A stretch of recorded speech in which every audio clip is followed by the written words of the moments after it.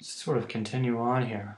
I've got this wall, and we've deleted the other walls in there. And notice our reference line is over here on this side of the wall here. So if we left-click the reference line, we get more options along the top here. This first option here will allow me to insert a new point, or a new node, if you will. And so I'll just left-click to do that. And so you can see we've basically created two walls with a new point right where I clicked. I'll do that one more time here. So now we have 1, 2, 3 walls.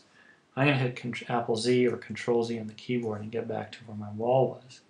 And we'll continue on. This next option will allow me to bow the wall out. So you can see that we bowed the wall out.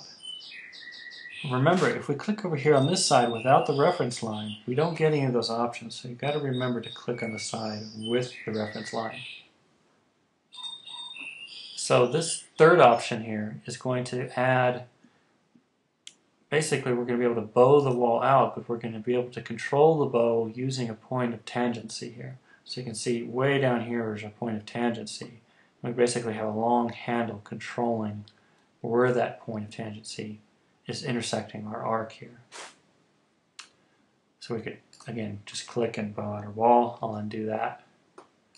We're going to click here, and now we can say we're going to change the outer shape of the trapezoid wall. So in this case, what I'm going to do is I can click, and we can create a new trapezoid wall here.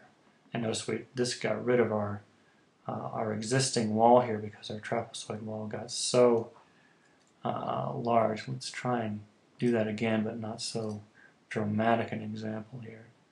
We kind of just barely get it like that. Let's try it. I think it'll be better. Well, it's better to click on an endpoint. There we go. You can see you can create a trapezoid wall this way. Here's our trapezoid wall. If we select it, you can see the trapezoid option is then selected.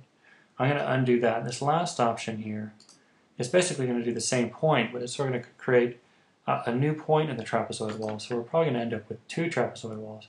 In this case, notice we can't do this off to the side that the reference line is on, because that is our construction side. We've got to do it on the side opposite our reference line. So I'll just click here, and basically what we have is, I'll deselect our wall. We have one trapezoid wall here, one trapezoid wall here. And we've done that by one step. Again, we selected and we chose this method here. Insert new point in trapezoid wall.